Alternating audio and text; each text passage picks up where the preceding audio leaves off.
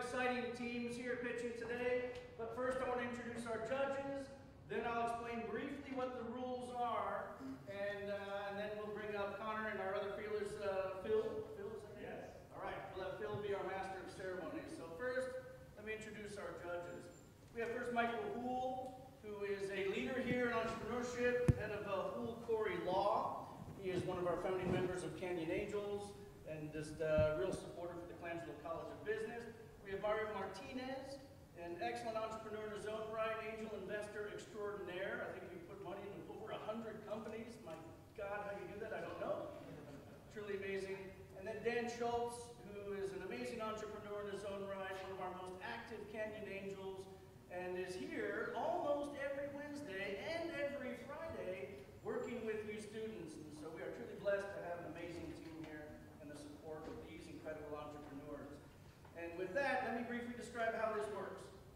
So the goal of the Idea Club is to promote all things entrepreneurial in GCU. This is university-wide. You're a nurse, you're an engineer, biology major, business major, whatever it might be. We want you to know that the club and the resources of the Colangelo College of Business are here to support you in building your business. So we do this by having little Shark Tanks almost every single Friday throughout the semester. We call them Shark Tanks because some of you have maybe seen Shark Tank? Right. That's what it is, although we're not sharks, we're really more like angels or angel sharks, which is why we have an image with a little halo on a shark that's floating around here occasionally. So through that, we select those finalist companies. The students work all semester building up their business idea, validating it, testing it as much as possible. We have no absolute rule. You don't have to be a certain type of business. We have food, we have apps, we have job search, we have all kinds of amazing things, travel and others. But really, it's about helping you validate it step by step through the process. And that culminates in our Canyon Challenge. And so historically, we've done it once a year. This will be the last time we do it once a year. From here, we'll do it every semester. The next date will be December 5th, I think, is what we filled out on. And the goal is because entrepreneurship doesn't happen once a year, it's a continuous thing. Opportunities are everywhere all the time. So everything we can do to help that process be as continuous as possible, that's the mission and idea in the Colangelo College of Business. 5 companies pitching. They get 5 minutes to pitch. They'll have a small intro video about 1 minute that describes simply who they are, tells a bit of a backstory, all in varying quality. Sometimes it's on an iPhone, sometimes it's got beautiful music in the background. We do this on the fly sometimes. That being said, that transition video, 5-minute pitch, and then our judges have 5 minutes to ask questions. After that, the next company comes up. After all 5 pitch, our judges are excused into our secret meeting enclave in the back, where they will decide who wins. First prize of $5,000, second prize of $3,000, third prize of $2,000. That money's free and clear. We hope you will use it to build your companies. If you buy a car, I can't say anything about it. With that being said, Connor is the president of Idea Club. He has been carrying the flag in the agency for the last year. You can't thank him enough, and with that, I will have him step up and lead us to the next stage.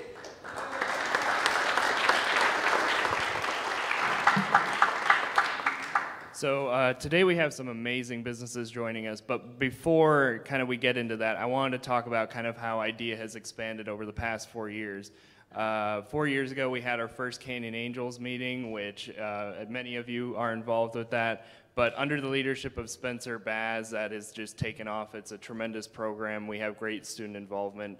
My sophomore year, 3 years ago, we launched our first monthly student marketplaces.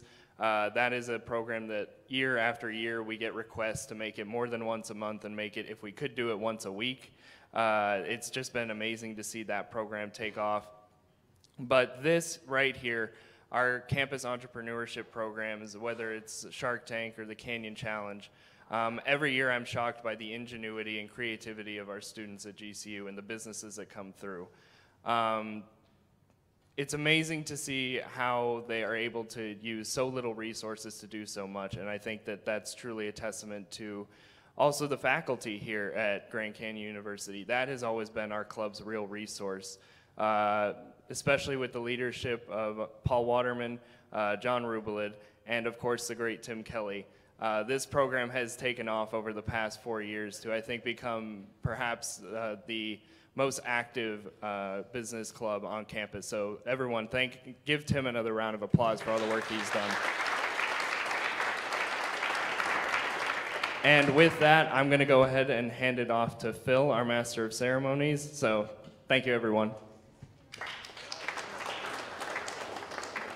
Hello, everybody. My name is Phil Katafmo, and I did not get the memo that we had to dress up. So I'm wearing my cleanest polo. I just wanted to talk briefly before we get started about a story of where a great idea meets really poor execution. How many of you have been to the Waste Management Open? Okay, great. There's a good amount of people. I got the first opportunity of my time here in Phoenix to go this past year. My buddy John got tickets through his work. His boss knows one of the ticket distributors, so we got tickets for pretty cheap. Food and drinks were included, and I was saying yes almost immediately. So we got a chance to go out there on Sunday. And we were up around the 18th hole. They have box seats up in the 18th hole, so we got a chance to sit up there for his company. And we're sitting there at the little high top area, and John and I are sitting there, and we're enjoying the golfers coming down to the 18th hole. As everybody knows, the 18th hole, or it's the 16th, one of the two, is a big party. And we're basically waiting for Rory McIlroy. And we're sitting there at the high top, and behind us are some open tables. This is where the good idea comes in. There were 3 cardboard boxes, about maybe a little smaller than this podium top, that were brought out behind me. Standing next to me was this lady, and she was either 20 or 25, I don't know, but she was definitely wearing a fake Masters jacket because I asked her about it, and I don't know golf, and so I couldn't call her out on it. I was like, hey, nice jacket, where'd you get it? And she said, oh, I won it. And in the back of my mind, I was like, no, you didn't. And so she then clarified that it was a fake Masters jacket, so she's standing next to me, and then we're sitting there, I turn around, and the cardboard boxes are behind me, and I'm like, hey, John, what's in the cardboard boxes? And he looks behind him, and he goes, I don't know. And like a good friend, I asked John to get up and check it out. So he gets up, and he looks in the boxes, and chicken strips. Free chicken strips are the best thing in the world. I don't care what anybody says. Chicken strips are great, and when they're free, it's even better. And there was one bowl of community ranch. So this bowl was dedicated, some of you are ahead of me, this bowl was dedicated to the 3 boxes of free chicken strips. So I asked John, hey, can you grab me some chicken strips? He goes over there and grabs them. I'm eating my chicken strips, and I go, wow, these chicken strips are kind of dry. And I turn around, green jacket, takes a bite of her chicken strip, dips it into the community ranch, and then eats it. She has now tampered the community ranch, and nobody is allowed to use it. So good idea of the chicken strips, bad execution with the 1 bowl of ranch. So I just wanted to tell that story. I think is this the clicker to go next?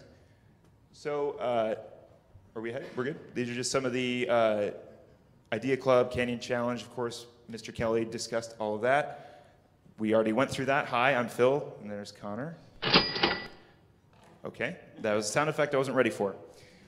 As Mr. Kelly noted, first prize, $5,000, second prize, $3,000, and third prize is $2,000. And if any of the winners have any excess money that they would like to give me, I have a fund. It is called the I'm Poor and I Would Love Some Free Money Fund. With that being said, who's ready to get started? Yeah. All right. If you're like me, you have a lot of stuff you don't need. And you have enough stuff to where it's a lot of stuff, but not enough to where you're going to be on the next episode of Hoarders. And you want a way to get rid of it. Outlet is looking to revolutionize the idea of the marketplace on college campuses. With that, I present you our first presenters, Outlet.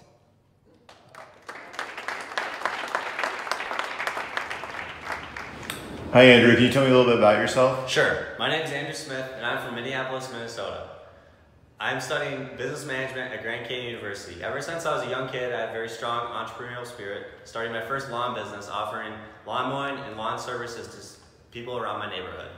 From there, I went off to college where I started selling goods to students on campus, which is what led me to my University Outlet idea. Tell me about University Outlet. University Outlet is an application platform that will foster student entrepreneurship by allowing students to buy and sell goods amongst each other on campus. They will also be able to offer services such as rideshare, tutoring, chores, and much more on campus with other students. What makes this business successful? This application platform will empower universities and students by providing a safe location for students to foster their entrepreneurial needs while also protecting the university brand so that students can gain real experience that they can carry over into the real world after they graduate.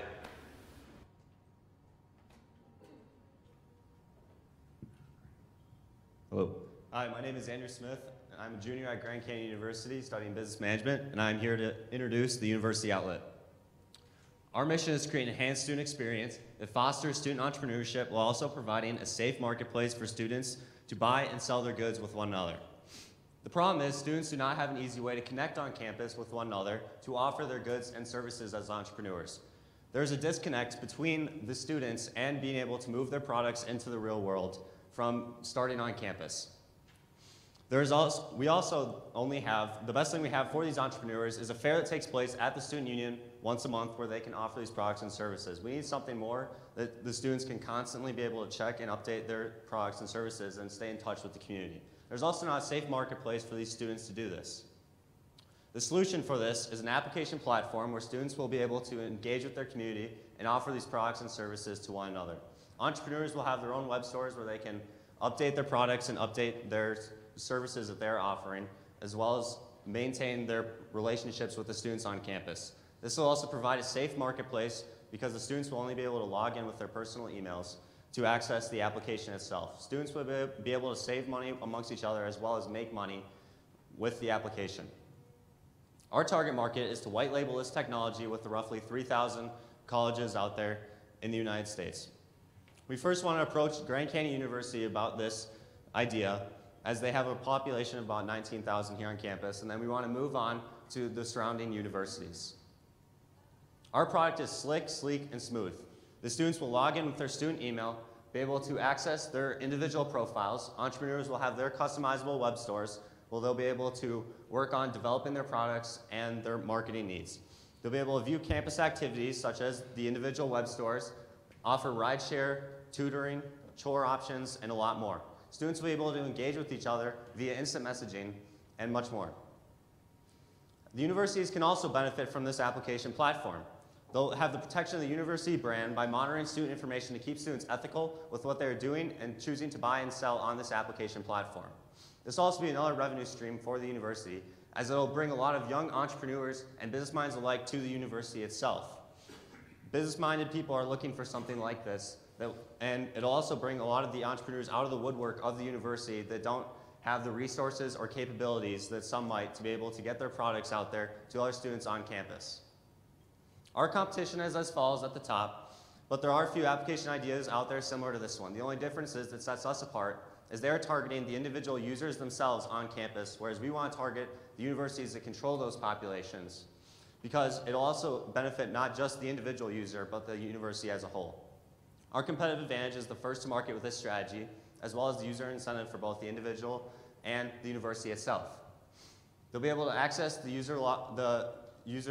the platform via their login with their student emails, and each school will have its own specific community to engage with one another. Our goals are to get this application rolled out with the help of our product developers by the beginning of next fall semester. We will then implement at Grand Canyon and the surrounding schools to follow. Our revenue model is set up with a white label approach or leasing the technology with the universities themselves. We want to offer a free trial to these universities to get our foot in the door so that they can see how this technology will benefit the students and the university as a whole. The second piece we want to touch on is the data collection. Data out there is worth, on the low side, about 5 to 15 cents per data point. And a data point represents all the information that can be gathered on a specific user. Now, I'm not talking about personal information. I'm talking about things such as clickable data, search history, and different things involving trending items and so on and so forth. We also plan to take margins off of the university revenue stream, but this is up for debate right now as it'll depend on different contracts and how the university wants to work that out. Our use of funds will go to the final product development, as once we begin to get the product rolled out, we want to bring the best user experience and gain a lot of user feedback so that we can update the app and keep it working even better with the students and the university itself. Funds will also go to other operation expenses involving graphic development and hosting and web fees. We also want to have enough money in the bank so that we can run through the free trial with the universities to get our foot in the door. The team includes myself, Thomas on the marketing and account management, my graphic designer Benji, and our partners at Expert System Solutions who are currently working on developing this application so we can have it ready by next school year. This is the University Outlet, and thank you for listening.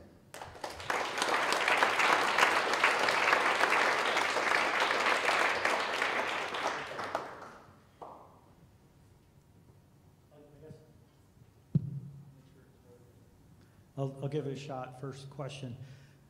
So tell me what the pitch is to the university, like a little more context around that. What's in it for the university, and then what do they have to do for you to be successful? The goal at the university for us to be successful is we want to put as little work as possible on the university. So they're a business and they're very business minded, so we want them to put the work on us, and all they have to worry about is enhancing the student experience. There's a lot of opportunity for them to have revenue coming in from this application through offering their own products or when students create transactions with one another on the application, they can take fees off of that. We can also even work in students using their different meal plan options, their dining dollars through the application.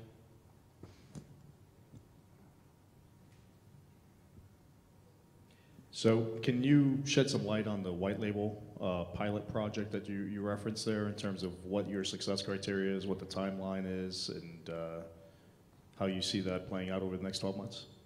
Yes, of course. So we plan on getting the application rolled out by the fall of next year. Our goal is with the white label, we want to get our foot in the door with the university. We want to show them that this app is capable of doing everything we say it's doing. So by doing that, we don't want to waste their time or money, which is why we want to offer the free trial.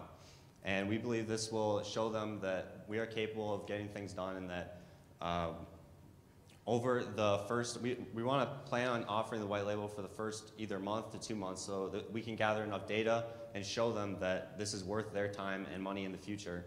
That way we can continue building a relationship through the next 12 months and continuing that and beginning that white label contract where we start bringing in some real revenue from them. You mentioned monetizing data points. Can you talk a little bit about that, what type of data points there are, and who would be interested in purchasing that? Yeah, so the people that would be interested in purchasing that are marketing companies and retail companies. This is very valuable data, and the data is very specific. And the more specific the data is, the more it'll be worth. So Facebook, for instance, has data going from 70 cents to 90 cents per data point because they can get such specific data on individual users. But for us, our data comes exactly from 18 to 25 year age range in college. And we can gather this data based on things that the products that they click on. So like females, if they're clicking, on certain clothing items and jewelry items, we can gather that data and show how on specific campuses that people are acting with specific products, searches, everything that can be gathered that a user is doing and interacting with on the app. We want to gather that, put it into charts, make it look nice, and offer that for marketing companies and retail companies so that they can also help grow their businesses as well. How do you imagine collecting fees, or how do you imagine the revenue part of this process would work? So for the fees between students themselves, a student would go on, going to buy a product on the application from another student who might be an entrepreneur. And how it works is the student would be, they'd have their Apple Pay, their credit card, debit card connected through the application. This money is then transferred to the entrepreneurs into a bank account that is held by us, and we can gather interest on that bank account as well. And then we can also gather a small fee off of that as like a transaction fee once it's processed to the entrepreneur himself as they gather their revenue. I want to drill in a little bit more on the relationship with the university, because it seems like That's a critical thing with your business model. So what have you done to give you any indication that you're on the right track, appealing to your target customer, a university? Like, are you designing something they're going to want?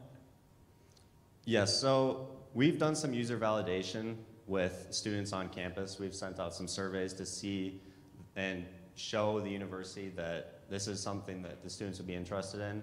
And we've gotten some good feedback on students saying how specifically they would like a community built more around the people physically on the campus so that they can interact more with each other.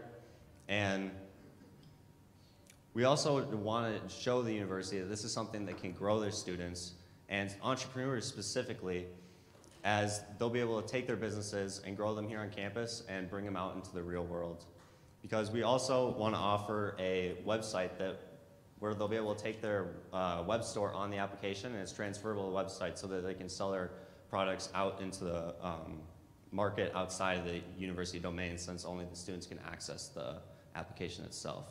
Have you validated this with the universities at all? Not yet. This pitch right here is our first approach and first shedding on the light to the university itself to make them aware. But if the white labeling approach does not go well, we do plan on targeting individual users themselves on the campus. Okay, fantastic. We're gonna have to move on. But great, everybody, give Outlet a hand.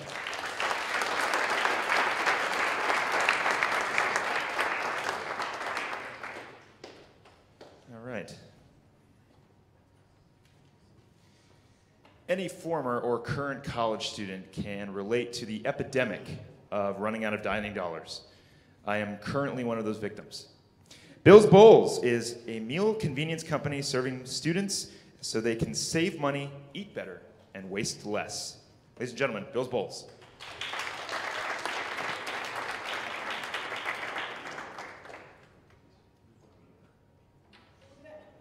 Hello, everybody! How are y'all doing? It's all smoke.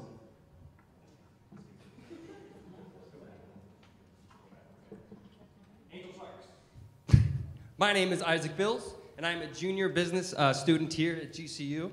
And I am so excited to tell you all about the next disruptor in the food industry, Bill's Bowls. A new, innovative idea that finds solutions in everyday life while fighting food sustainability, food education, and your overall well-being. Right away, this product fixes a few problems that we all have to face when deciding what food we need to buy. That is timing, health, and money, okay? And the first customer segment is working class. People who just don't have the time to eat better or pack their lunch or prep for the week. So they can call us, tell us what they want, when they want it, or where, depending if it's pickup or delivery, just like Pizza Hut. All right, and the students, people that want to focus on their studies, but don't have the tools or the knowledge to really watch out for what they're eating so they don't get that freshman 15, you know what I'm saying? Yeah, that's right, but we can provide them with those tools as guides, those tips that can really let them know what they're eating so they don't have to worry about that and worry about their grades. And, of course, the lower class. I'm talking about low-income families who are struggling mostly just to put food on the table, pay the bills, and just live a decent life. And because it's so affordable, they can afford it. All right? And here's the product. A bowl. Yeah? Okay. It comes in a customizable meal. You can choose how big, how much, or what kind of food you want, depending on your liking. Or you can get what your trainer at Planet Fitness tells you to get. Okay? And two menu sizes right now are 12 to 16 ounces. This is a 16 ounce right here. And I call that stomach size, okay? That is half the size of your regular 32 ounce bowl at Chipotle. And now, I don't know about you guys, but off of my dietary knowledge, nobody needs to be stretching out their stomachs with 32 ounces of heavy carbonated food. Or not carbonated, but carb-loaded food. Unless you're Mr. Olympia and can lift a small car, okay? And it's sold in singles or batches of the 3 to 5, okay? And all of you see here is cooked by me, packaged by me, and photographed by me. All right? The market. We are diving straight into the commercial consumer food service part of the industry, specifically landing in the catering/delivery aspect of it all. That holds about 77% of the food industry as a total, valuing at $605 billion currently.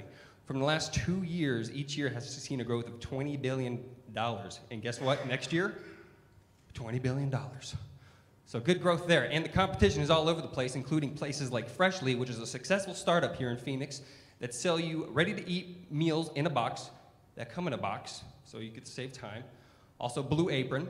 They deliver high-quality ingredients in a box for people who have time to cook that stuff from a box. And Domino's, because we all love Domino's, because they serve high-quality, delicious pizza, in my opinion, in a box. Okay, and so the big difference there is that we don't do boxes. We do bowls. The values that we proudly serve currently right now is to encourage culinary creativity with your goals in mind, create convenience for college campuses, and changing your food delivery experience, okay? Oh, in case any of you were wondering or worried, that's my food handler's license. Okay, and here's the kicker. Are you ready? We want to establish programs that benefit the wants and needs for the community. I'm talking feeding families that can't even put food on the table for a few days, weeks, months for free. Programs that lead us to a budget where we can take out a percentage of each bowl so that we can host events around the community, like throwing parties for kids at Boys and Girls Club while teaching them about food nutrition. Working at homeless shelters so that we can feed them and as well as talk to them about their skill sets so that we can get them closer to that right job or maybe even give out jobs. And I'm praying to God, I'd really love someday to be able to efficiently mass produce bowls so that we can serve to the people that could be affected by disasters such as tsunamis, hurricanes, tornadoes, and God forbid, socialism.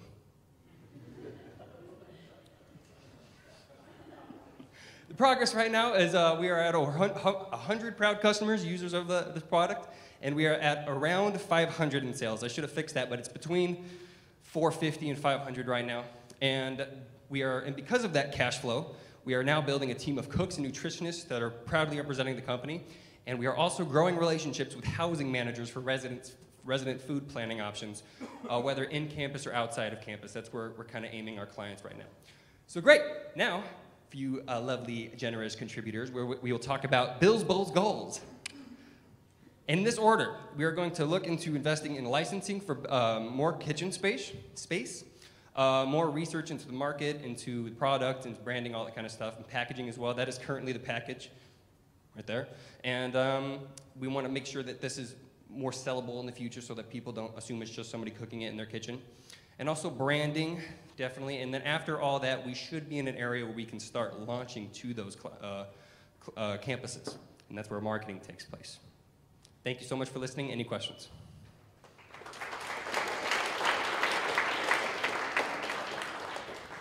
Well, this is Shark Tank, so where are our samples? Well, this is my lunch. But I can make you more. Can you talk a little bit about your target market and how you plan to expand? Yes, right now our recent target market has been students. I kind of forgot to emphasize that we are mostly just focusing on students. We don't have the capacity to really have all those customer segments right now, but that is the potential segment. Students, I would just say students right now because I have the resources, we're based on GCU, and I've had a lot of good positive feedback from students who are just looking to save money, obviously, like the dining dollars, and watch their health, because freshman 15, if you're not aware, is a real thing, right?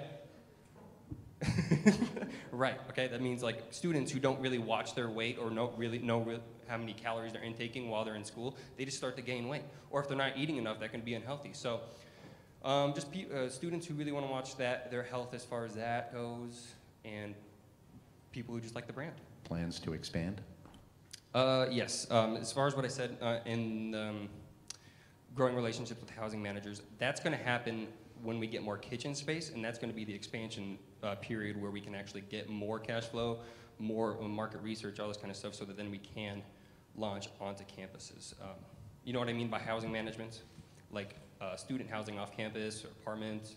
So your plan would be to start here at GCU and to expand to other schools in the local area and then maybe beyond that? Yes. Yeah, right now it's pretty much at GCU, and then after that, go to more colleges. And before we even reach every other college in the country, we can probably start expanding into office buildings.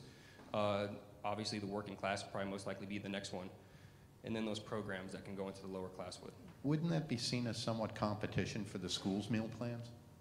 Yes. And I'm ready for it. No, it's definitely a problem. I mean, well, customers. The thing is, right now we are in we have penetration pricing right now, so it's cheap and it's obvious that you can save money, but it's not really that sellable as far as quality wise. Like people, but then once we get into that competition realm and have competition pricing, it'll still be way less the cost of the other competitors, and it would be way cheaper for the consumer. So I'm not really worried as far as the marketing's right and the branding's correct. I'm not really that worried. One last question. You indicate over 500 in sales. Is that lifetime sales, or is that over a certain period of time? Just over a certain period of time of selling to those 100 users. So $500 total, or 500 a week, 500 a month? A week. 500 a week. Or right now, because it's mostly just me a week. Yeah. Thank you, Dan. Okay, any other questions? Yes, sir. Great. I don't have a question. Oh, Great okay. job, man. That was really Who wants a good. hat? Heads up. Great catch. That would have landed right on his head. Okay, thank you guys so much. Bill's Bowls, ladies and gentlemen. Let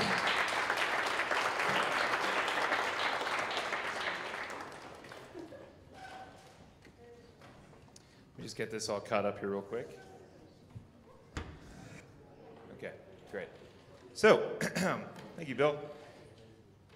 Who here traveled to get to Phoenix, Arizona? From a different state, city, whatever. Everybody knows that traveling is a nightmare, because it is.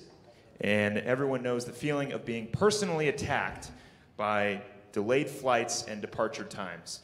But Travox is here to change that. Travox is a consultative travel planning app built natively for the way millennials travel. So, with more on that, ladies and gentlemen, Travox.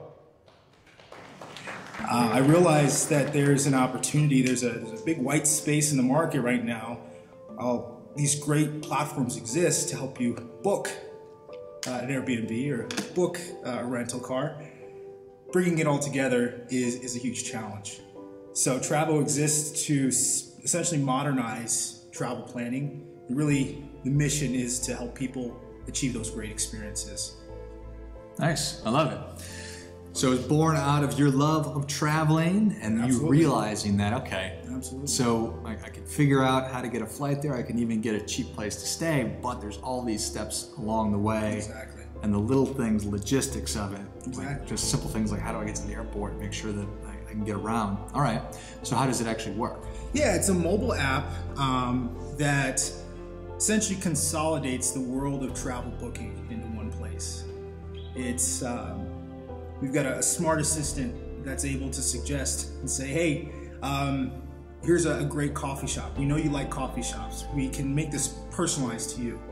So when you're going to New Zealand, you're gonna find get suggested coffee shops because you like coffee shops. To really create that audience of one experience, the white glove service that you get when you work with a travel agent or a concierge, but being able to do it at scale and really offer a level of personalization that even concierge really can't do.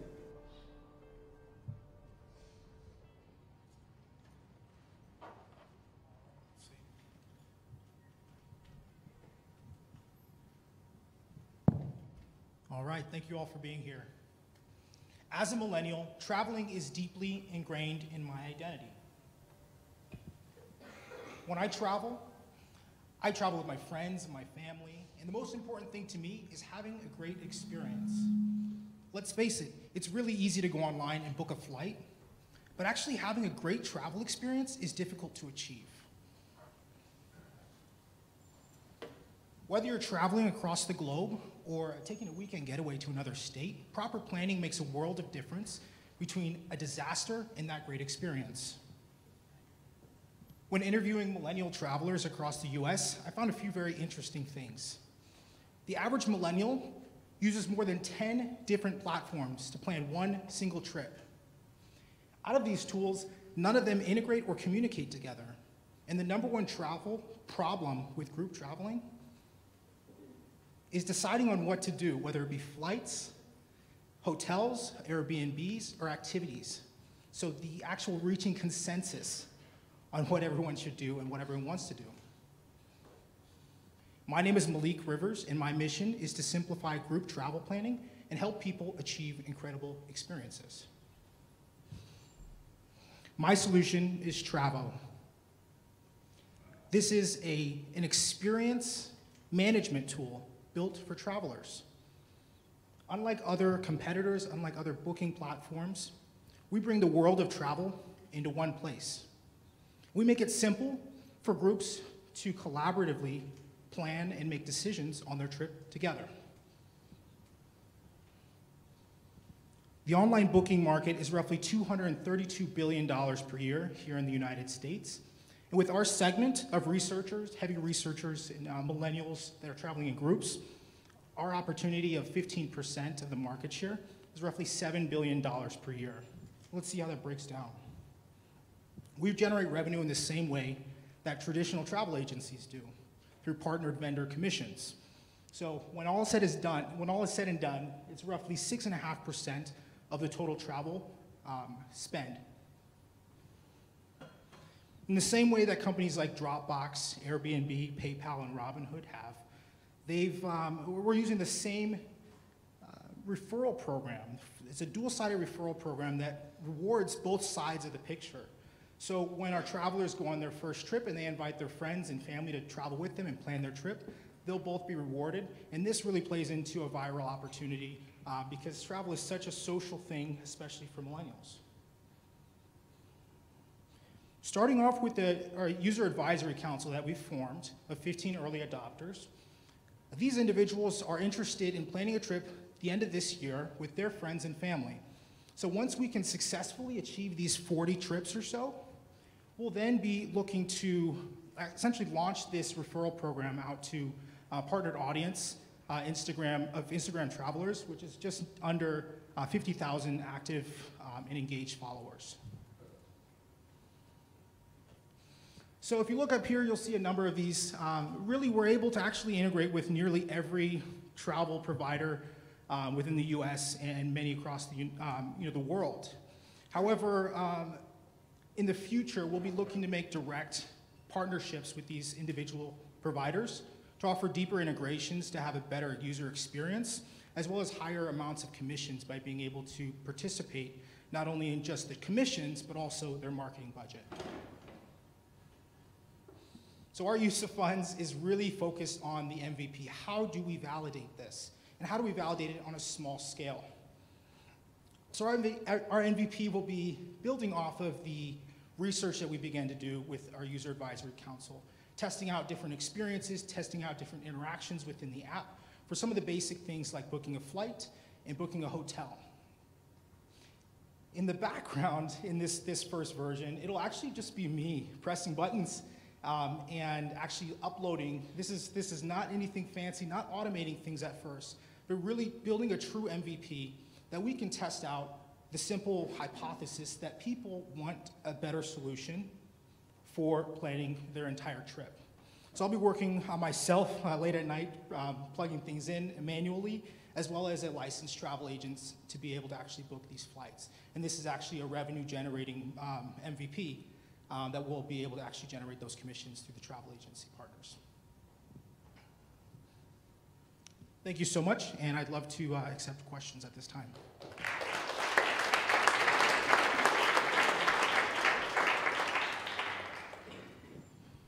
Can you talk a little bit about your competition? Absolutely. There's a few competitors right now they're essentially established. So Airbnb is one company that we don't see directly as a competition, but definitely as an opportunity, as an exit strategy, as well as being able to partner with them to promote their Airbnbs. But they've got into looking at not only just the stay, finding somewhere to stay, but also figuring out things to do. They've launched a tool that allows you to share your the listings or a tour with your friends and family, but they haven't really gone into this yet. But if we're talking strictly about planning tools, there are two real companies that we see as competition. One is Trip Actions, which they allow corporate clients, it's mainly for business, only for business, to help them coordinate a travel calendar for their travelers, being able to integrate with the flights and the hotels, as well as some fun things to do in restaurants. But that's really focused only towards business, while we're focusing on leisure travel. The other company is, the other company is, I believe it's called TripList. But what they've done, they've been purchased out by Concur, and they are creating a planning tool where you can upload manually into this calendar, and you can see what you have on your schedule for the day. But they really haven't targeted the group travel, and that's what we're finding is really the biggest challenge, is being able to coordinate with other people. The other competition, or the other alternative to this, is the 10 tools that millennials are currently using, whether it be by text or Excel spreadsheets in some cases, for those individuals who are really those heavy researchers, as well as Google Docs and things like that. Seems like the real magic is the elimination of friction of group decisions. Absolutely. For millennials, right? Absolutely. How exactly do you anticipate doing that and driving a decision efficiently? Sure. For what size groups does it work, for 2 people versus 20 people? Absolutely. So I think the initial focus will really be for groups between the size of 2 and 5, because that's a few enough people that we can really test out, and that's really tends to be the average trip size, about 3 to 4 individuals traveling together. But in the same way that you'll receive a calendar invite at work, you'll be able to say, hey, I'm going to accept this or I'm going to decline this, and you can also leave a comment on why. So our goal is to be able to leverage these same productivity tools that exist in our productivity tools at work, and be able to apply these to the travel industry in that travel decision-making process, being able to make suggestions like, hey, this is really expensive, I don't want to spend that much money. Or other people may say, I'm not really interested in coffee, so let's not go to this coffee roaster. But being able to have the commenting and voting, that's the key to that. Have you, it's kind of hard to ask specific questions because you're still thinking of the MVP and everything about your product, but maybe you can focus a little more on, so you have to reach your customers once you get this up and running, and you have the referral program that you're trying to copy from some other successful programs. Absolutely. Have you given any thought to how much money you would need to actually, launch the company and reach your target market and sure, all that sort of stuff? You don't have to know everything, but how much money are you going to need to get this thing launched in a city, for example? Sure. Yeah, great question. Well, what it really comes down to with that referral program, we're thinking that roughly about $20, $10 for the referrer and $10 for the invitee. And we believe that's really going to be able to incentivize people, because when one individual invites their 3 or 4 or 5 family members or friends, they'll be able to start stacking up this as a discount off of their next trip. Where's that money coming from that you're going to use? Are you going to raise capital to fund the initial referral program? Yeah, so the great thing about the referral program is it essentially pays for itself on the first trip. The amount of commission that is being earned off of the average trip is enough to cover the cost of that individual's referral, that individual's side of the referral deal. And this doesn't necessarily So let me have to be challenge you a paid little out. bit more. What about before that? Sure. How do you reach the referral people? Mm-hmm. That's going to cost money to reach them, to Yeah, even let them know you're going to have this program, right? Absolutely. So what's that going to cost? Yeah, I believe it really is existing in our user advisory council. So being able to bring users in and have them be a part of the development process in a sense. So we've gotten some great feedback. A lot of people love to travel, and they love to be a part of a solution that they themselves are facing. Being able to be so close to our users as an advisory council, we're able to learn from them, test things out on a very small scale, but ultimately they become our users. Those are the individuals who are referring their friends and family and getting that referral bonus, which doesn't actually have to be paid out in cash. This is a discount that's being credited against their trip. So this is not a very cash-heavy launch strategy, because we're not necessarily having to have the money to actually pay these out. They're not being checks cashed. Okay. Thank you very much. Travox, ladies and gentlemen. Thank you. Great job. I'm not entirely sure how to turn that one off, but we will give it a shot. Just wanted to, I'm not a part of the competition, but I want to throw an idea out there that I think is going to make millions of dollars. Pre-shredded cheese. Just think about that. Our next presenters have over 200,000 followers on Instagram. I have 208, but I am getting there. Greater Media is a digital marketing agency that helps businesses and entrepreneurs leverage social media to create and scale revenue. Ladies and gentlemen, Greater Media.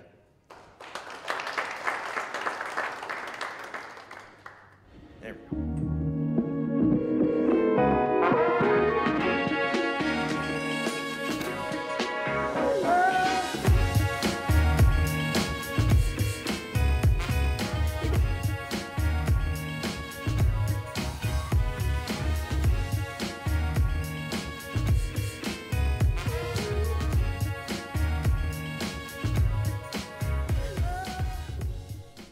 Hey there, how's it going? I'm Andrew. And I'm Connor. And as Generation Zers, we found a common problem in today's business economy. Many business owners and entrepreneurs do not know how to properly leverage social media in order to market their goods and services. Yeah, so growing up with technology and access to the internet and social media, really our whole lives has placed us in a unique position where we're able to leverage our knowledge of social media marketing and consumer buying habits and really help and develop these professional digital marketing strategies that yield powerful results for our clients. Most definitely. Along with that, the Idea Club has been a huge help these past 6 months in just networking with the right people and getting around like-minded people in our community, along with just pushing our business forward and in the right direction. Definitely. It's a privilege for us to be here at the Canyon Challenge, and we're really excited for it. But we'll kind of leave it on one little note here. As a buddy of ours said, it's not about the grades that you make, but it's about the hands that you shake, and that's something that we really can believe in. But with that, I'm Andrew. I'm Connor. And we are Greater Media.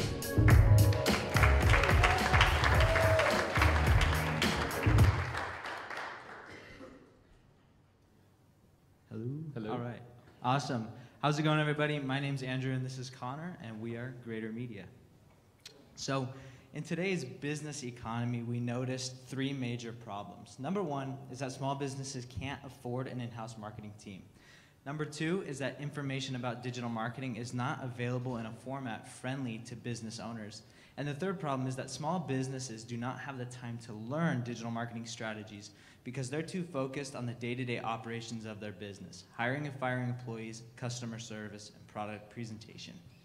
So the solution to this is a full-service digital marketing agency that focuses on the holistic success of the business. That's divided into 3 main categories. Number 1 is design, building state-of-the-art websites and digital interfaces that professionally showcase the business. Number 2 is branding, the creation and curation of exceptional content that makes the business owner proud to promote their product, company, or service. And number 3 is marketing, the development and execution of industry-leading digital marketing strategies that yield powerful results. So currently the team is just the 2 of us with backgrounds in creative directing, graphic design, sales, and social media. We decided to come together and create Greater. So the current social landscape, Facebook holds 2.2 billion users and about 1.6 billion are active every single day. Instagram 1 billion, YouTube 1.5 billion, and LinkedIn a mere 562 million. This shows that I can reach nearly 1/4 of the world's population from one app on my smartphone. Some market statistics, 91% of retail brands currently have 2 or more social channels. 81% of small and medium-sized businesses have at least 1 social channel, and 93% of small businesses said they plan to spend more on social media marketing in 2019. They see the opportunity, but they don't know how to capitalize on it. So our audience is divided into 3 main segments. Number 1 is entrepreneurs. We help and develop personal brands for successful entrepreneurs and high-level individuals. Number 2 is real estate agents and dental practices. We provide professional marketing services to those specific niches because their value per customer affords them the ability to spend and invest into reaching that customer. And then number 3 is individuals. We provide mentorships and consulting to aspiring and beginning entrepreneurs to help them begin on their journey to success. So these are some of our current clients. We've worked with about 10 to 12 clients in the past, ranging anywhere from $500 to $3,000 plus. Some notable ones: Build Your Empire, a branding agency out of Paradise Valley; Maverick, actually a supplement company created right here on GCU's campus; and Josh Denny, a philanthropist entrepreneur investor that we've had the privilege to work with. A little bit of a snapshot of some of our services from web design to media management with some prices. And these are some of our competitors, I guess you could say. The first two, Rev Local and V Digital Services, are both national marketing agencies. And then the one at the end, Zion, and Zion is one based here in Phoenix. And so a question that we get asked a lot is what separates us. And we've really created two answers to that. Number one is that we emphasize face-to-face relationships with our clients. We see it a lot in today's business society and business economy. Companies treat their clients as a number, where we feel that there's a need to treat them as a personal relationship that we can foster and benefit from over time. And then the second thing is, like Connor mentioned, our following of about over 200,000 on Instagram. That's just an example of how we're able to provide value to both the business owner and entrepreneur. Some of our competitive advantages: number one, affordability. Hiring us is going to be 76 to 82% cheaper than hiring a single full-time marketing manager to your business. Number two, knowledge. As Generation Zers, we offer a unique perspective to the ever-changing ways of social media. Number three, mentorship. By fostering an environment of entrepreneurs that doesn't only help us, it could potentially help other businesses and entrepreneurs in the future. And lastly, personal relationships. The face-to-face relationships that we have with our clients not only help us with longer client retention, repeat customers, and referrals, but happier customers. So where do we go from here? Number one is we would love to invest in advanced lead generation techniques to create inbound leads instead of outbound work. We would also love to invest in the equipment and ability to provide value through podcasts, brand partnerships, and advertisements. And then we would also love to create and publish press and publication releases to drive eyes to our company culture and mission. So moving forward, this is just a brief little snapshot of the next 12 months on how we plan to bring on 5 to 10 independent contractors from the GCU student body, paying them more than the average student worker job and the average student worker makes per month, but also giving them the ability to be part of a startup based here in Phoenix and kind of feed off of that community. And then as well as the last 2 points, just talking about how we really want to mentor and teach those beginning entrepreneurs on what it is to start a business and really invite them to be a part of our journey and success. And lastly, we'd like to end with something that helped us get started, and that is success is merely finite, but significance knows no bounds. Thank you, guys.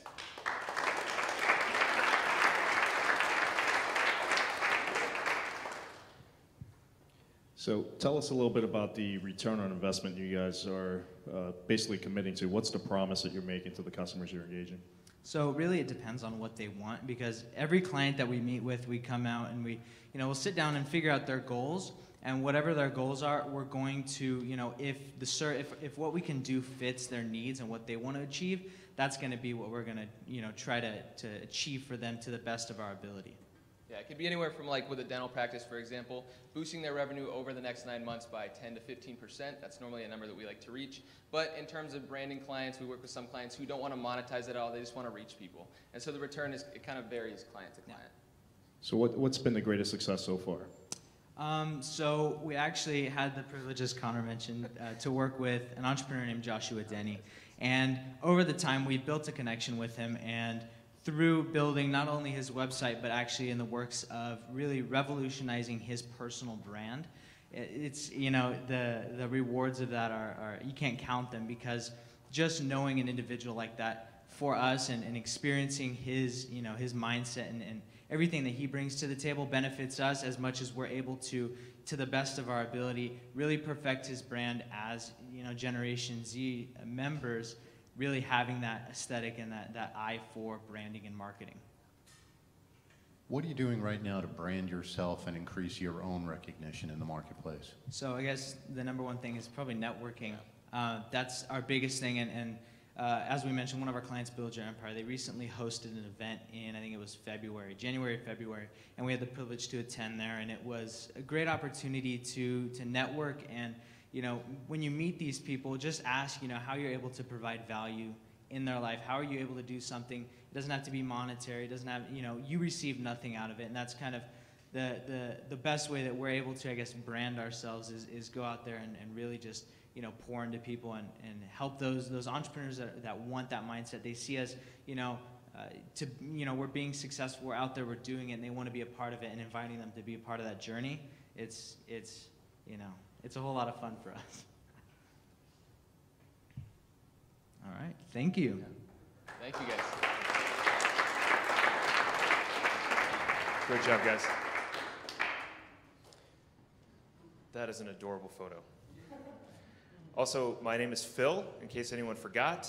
Specifically, if somebody specifically forgot, I'm not Connor. I know we both have blonde hair, but I'm not Connor. Let me grab my notes here real quick. Ninjas, or shinobi, are a covert agent of mercenaries in feudal Japan. The functions of a ninja include espionage, sabotage, and infiltration. Our next company has nothing to do with ninjas. I'm so glad that joke worked. Ninjavy is an innovation at work, a dual-sized platform that enables millennials, there we go, and Gen Zs to connect with professional jobs while giving them flexibility, work-life balance, and independence. Ladies and gentlemen, Ninjavy. Hi, my name is Ariana and my company is Ninjavy. Ninjavy is a dual-sided platform that matches millennials to employment. So why did you start Ninjavy? I started Ninjavy originally because I noticed my friends having trouble finding jobs after they graduated. So after doing research for about 6 months, we found that there was a disconnect of people finding jobs and getting jobs and staying at their job. They wanted freedom, they wanted to feel like they were part of something bigger than themselves, and they wanted to make money while they were doing it. And jobs just weren't getting that. The people who were responsible for hiring weren't getting that. And then on the employer side, we noticed that people would just leave, and they couldn't understand why. So what Ninjavy strives to do is bring those two together. How has Idea Club helped you with your business? So the Idea Club has been really vital to actually developing Ninjavy. I've been able to connect with mentors, both professors and angel investors. I've been able to build my team through them and get feedback and support on everything from a logo to designing my pitch deck to actually looking for funding.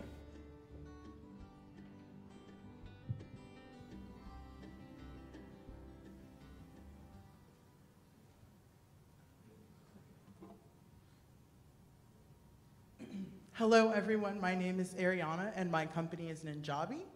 And Ninjavy is a dual-sided platform, like it said, that connects millennials and Gen Zs to jobs on demand. So I wanted to tell you about how baby boomers moved markets. Baby boomers moved markets since they were born. They've literally turned companies into Goliaths.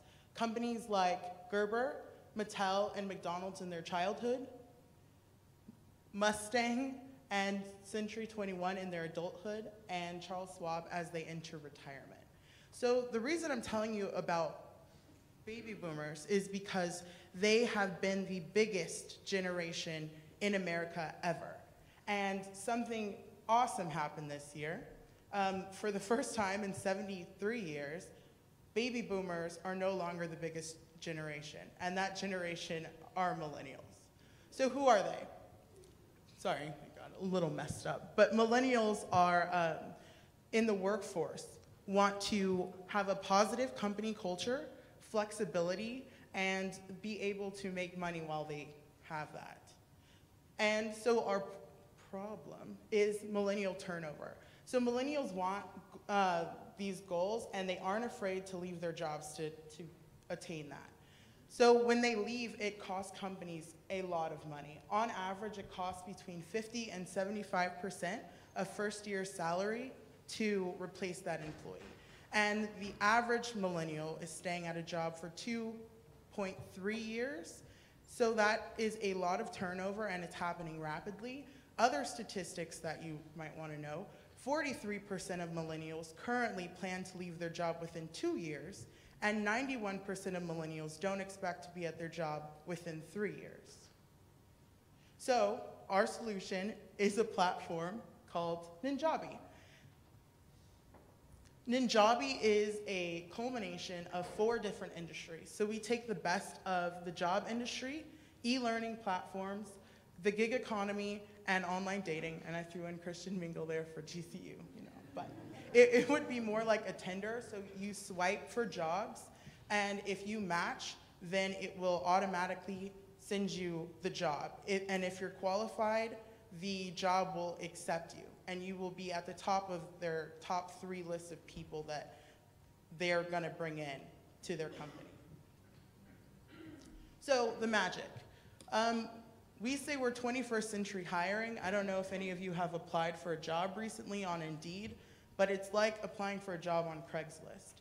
What we're doing is having a free platform for users where you don't have to go and apply for jobs. They just send you the ones you're qualified for, and they send you the ones that you're interested in, and you have flexibility to stay in those jobs for however long you find necessary.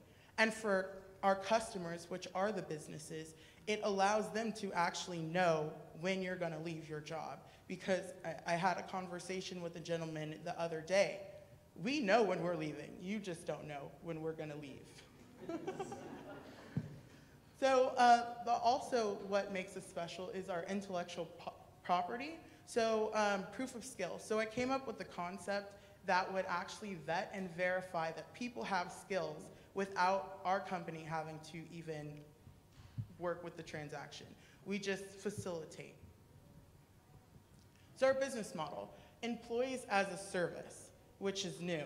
It kind of follows the SaaS business model, and it's a subscription basis. So the Ninjavy people, the users will work for us, and then we will lease them out to companies. So companies don't have to worry about onboarding or training or any of those expenses that are typically incurred when you hire someone. And we will be at a 15 to 30% bill rate. So that sounds high, but after taxes and fees and everything that we handle, it's around 2 to 6% that we would be making on employees. And then I also want you to keep in mind that companies, or when millennials leave, it costs, like I said, a significant amount of money. So our fee would be, we're estimating half of the cost of what it would cost to rehire someone. And then other ways we make money are paid courses, custom courses, permanent placement, and then the proof of skill concept. Oh, this one's bad. Sorry. The market that we're going after are the 345,000 people in Phoenix who have a bachelor's degree or higher. And then the businesses that we're targeting are around 6,000 businesses that have more than 10 employees in Phoenix. So our timeline. This month, we are launching our landing page, actually in the next couple of days or hours. I'm still working with my development team right now. But we are in development, and the web application and our app will be developed and complete by May. In June, we will begin beta testing, and then September, we estimate a full launch after we validate that we can actually sustain what we're doing. And then in October, we will either seek funding or go to an incubator. And we were accepted into the Founders Fund, but we're debating on what to do with that. So if I were to win the $5,000, not asking for investment for legal reasons, but $1,200 or so would go to the website development further. Social media would be around $1,800, and then we need a lawyer because I can't do it all myself. It's way above my pay grade, but we need to work on our intellectual property. And that is it. Thank you.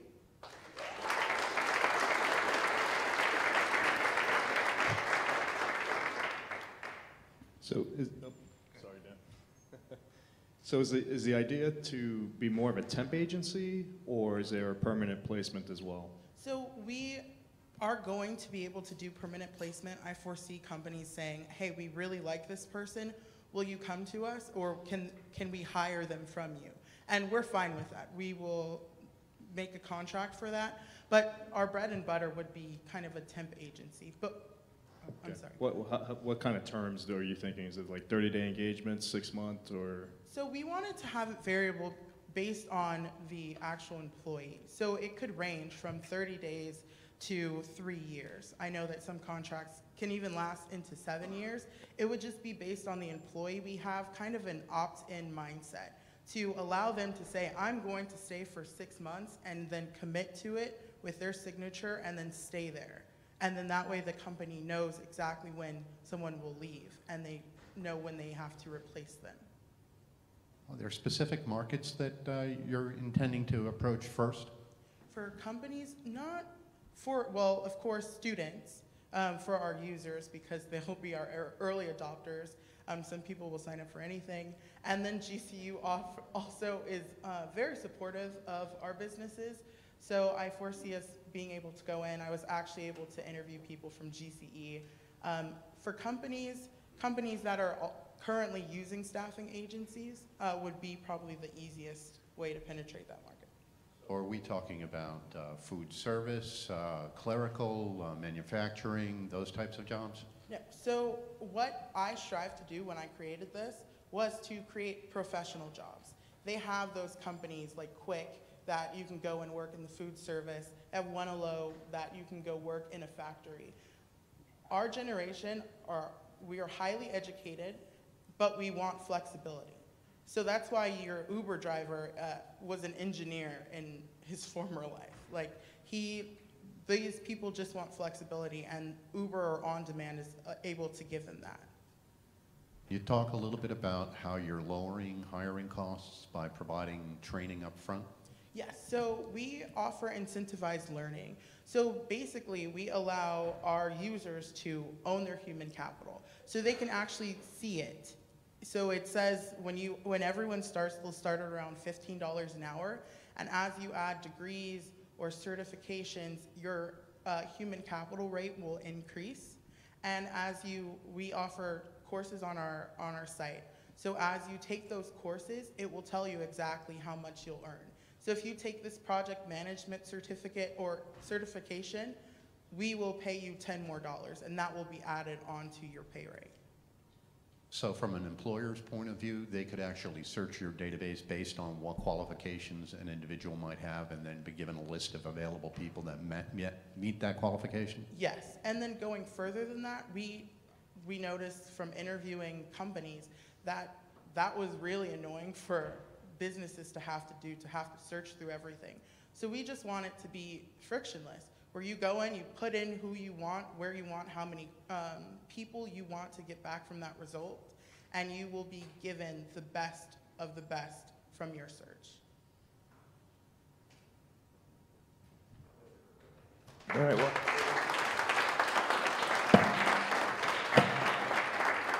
Thank you very much. Let's get one more big round of applause for all of our contestants today.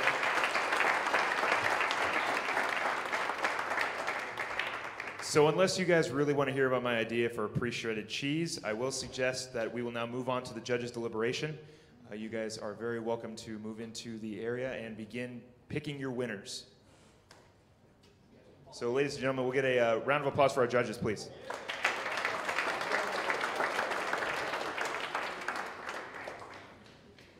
So if y'all want to stick around, I promise I won't be up here long.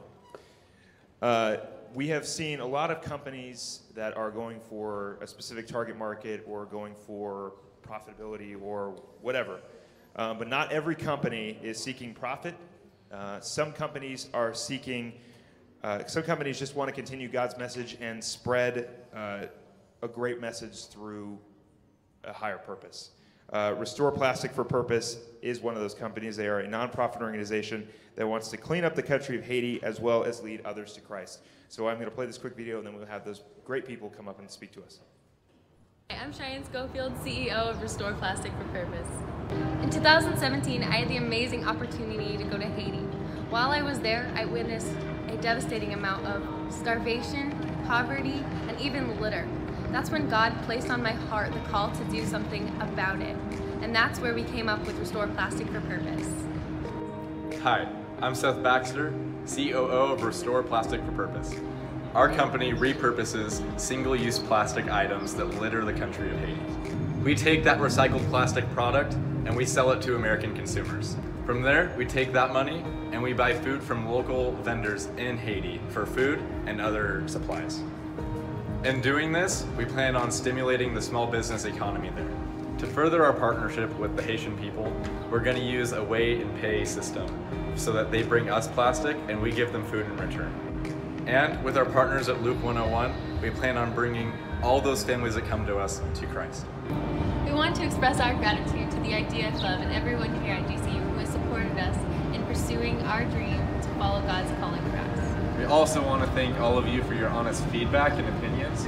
It forced us to look at and revise some of our methods and some of our ideas. I'm Cheyenne. Hi, my name's Gracie. I'm Seth. I believe that through Christ we can reach the unreachable, feed the hungry, and restore the earth.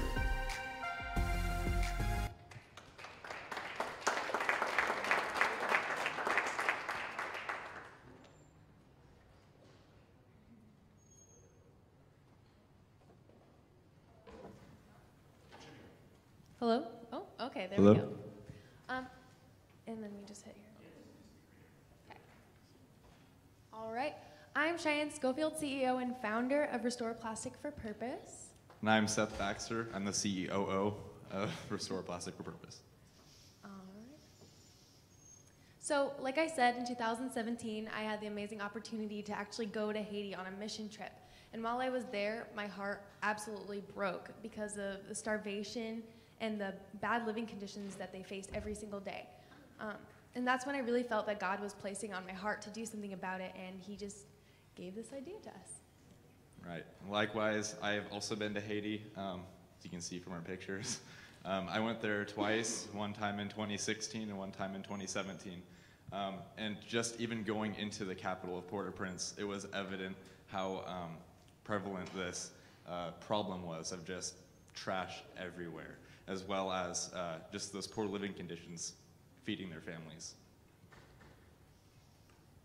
Okay, so one of the many problems there is their waste management system. They don't actually have one, so their entire country is being used as their garbage can.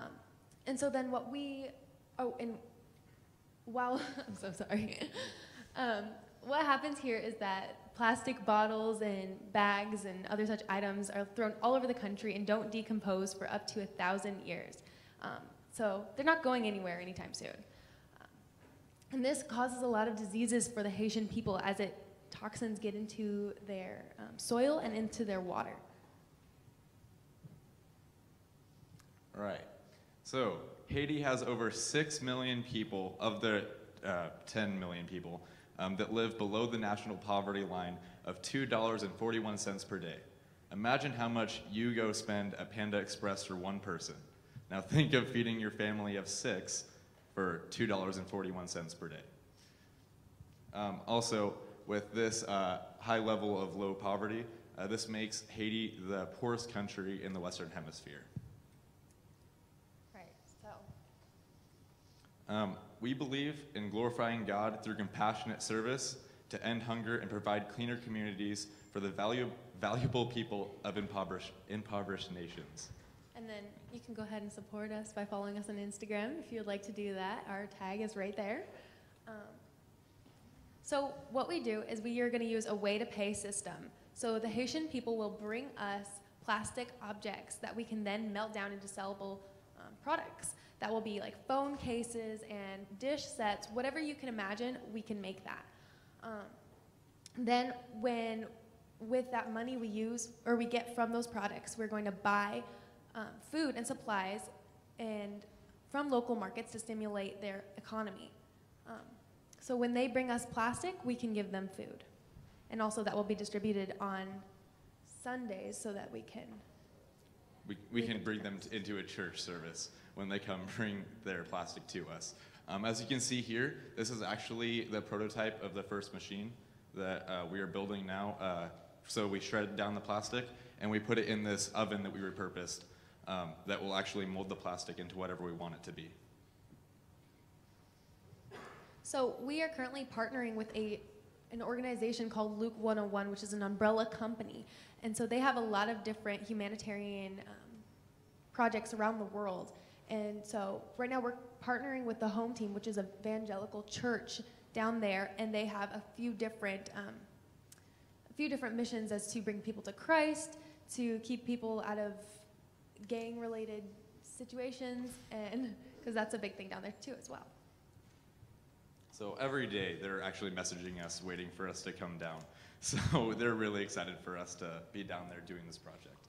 And that's where we'll be housing most of our machines and having artisans work there as well. So our team is actually consisting of mostly GCU students here on campus. There's both of us. I'm a marketing major. And I'm a business management major. I'm soon to switch to entrepreneurial studies. And then we have Brian McComb, and he is a business management major here. Joseph Bilbrey is a small business owner in Phoenix. And then we have Gracie, and she's a global ministries major, and all these people have been sacrificing their time. Just building that machine was a lot of work for us, as well as getting this presentation together and everything else. Okay, so this is one of our products that we plan on making. It is a phone case, and it's sustainable because people buy these phone cases all the time. They're very trendy. It's very in right now.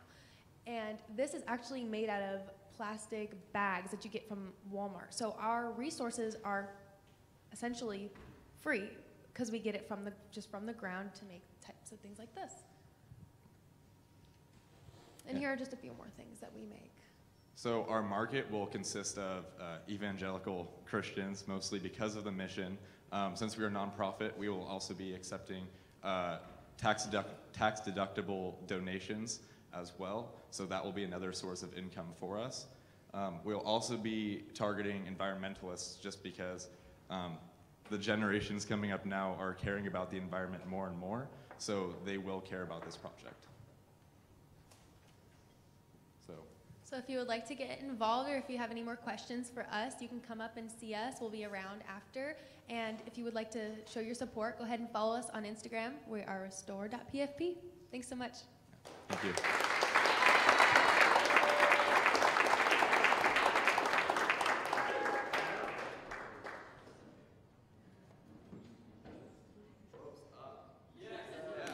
That is right. Great job. We are moving along as we wait for the judges to deliberate. Idea Marketplace has been a great addition, or excuse me, Canyon Angels, excuse me, is our student due diligence group, and here is a quick video about the Canyon Angels.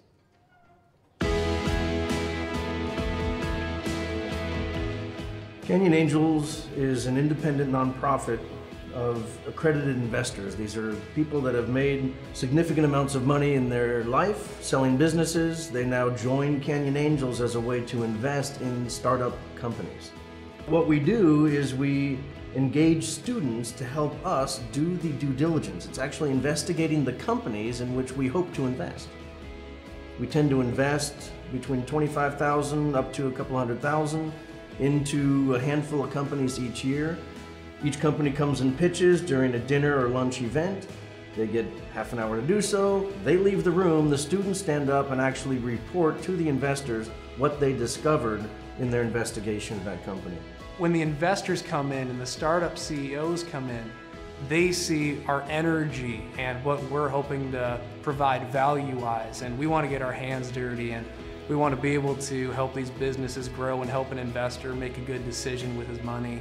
You're looking over financials, so you're looking over the marketing plan, operations, all these things, but then you also get to meet the co-founders, right? And that's the cool part whenever you start talking to them about their business and you realize that they've taken a path, they've taken, maybe even 10 years to get there, and it encourages you as a young person, like, you can get there as well. Talking to them just helped me to know if I want to be an accountant, or if I want to be a CFO in the future, or if I want to be a programmer, engineer. And it really helped me to understand better about what they do.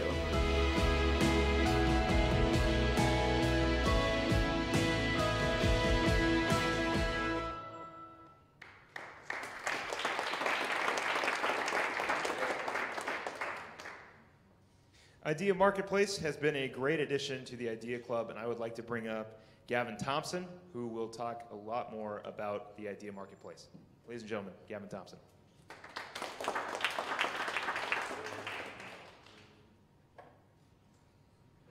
Hello. Hello, thank you. I am Gavin Thompson. I am a junior at GCU, and this is my first year being a part of the Idea Marketplace, but it's been an amazing experience.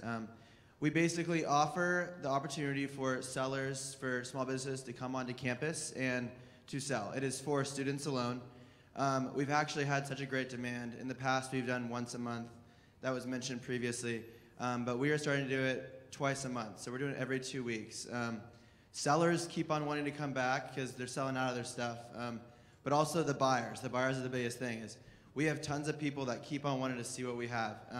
So I personally, I started my own resale thrift business. I started that last year, and I got a part of the marketplaces. From being a part of the marketplaces, I have networked with other people, other sellers, and I'm expanding personally beyond GCU marketplaces. And I think that's the whole purpose of GCU, is to expand, to learn. The three biggest things that we do with the marketplace are teach our sellers and our businesses to sell, market, and customer service. So selling, obviously, they are able to be there, present their products, to see what the customer really wants. A lot of these people haven't done the research to see what is liked, what is disliked. And then marketing. Marketing is a big thing with small businesses, especially in college. As one of the companies here today, a big part of getting your name out there, especially as millennials, is through social media. So that's a big thing that we focus on, is we push our sellers to get on social media. The more people that communicate about our events, the more people that come to the events in general. And then lastly, customer service. Face-to-face communication and being able to educate others on your products, your services, is a very big deal. And it's important to be able to communicate well with others and to be able to present your products in a way that's appealing to others, whether it's the customer, whether it's the investor. Through the GCU Idea Club marketplaces, we have the opportunity to do that. So a personal experience that I've had, so I have met a lot of vintage sellers through my time at GCU. We're working on actually creating an event outside of GCU. Some of the guys that I work with are going to be graduating, and they're so sad because they want to keep this going. They want to keep this marketplace going. But the idea that GCU presented to us, the idea of a marketplace, has such an impact that we're wanting to start one outside of GCU as well. So I think it's a great way to teach others how to continue to work with people, to network, to market yourself as a person, as a brand. And it's been super successful, and we're going to continue to expand and hopefully become even bigger. Another idea coming up later in the future is we want to do a farmer's market type marketplace as well. So thank you.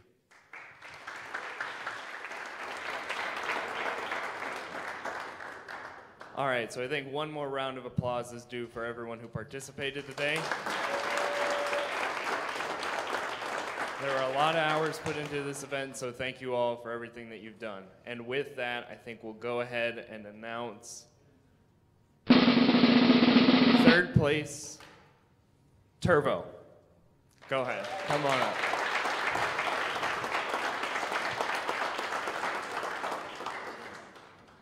Second place, Greater Media. Congrats, guys.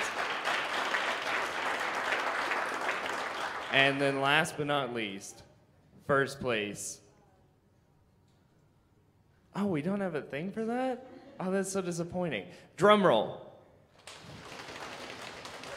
Ninjavy. Great job, Ninjavy.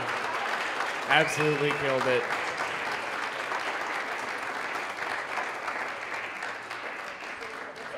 Yeah, let's have the finalists come on up. Yeah. Great job. Yep.